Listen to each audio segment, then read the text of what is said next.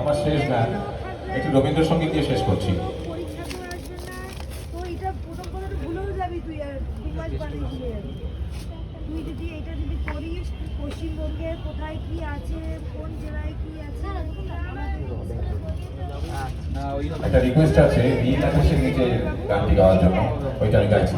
আদিবাসী সীমানা, মহকুমা, পাহাড় কি কি আছে, শিল্প, এইগুলো জানার তো দরকার।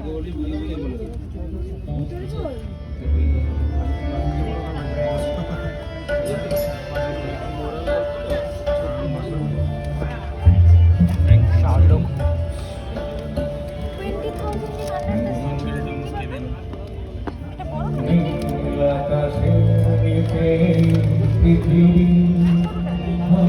পৃথিবীর পরে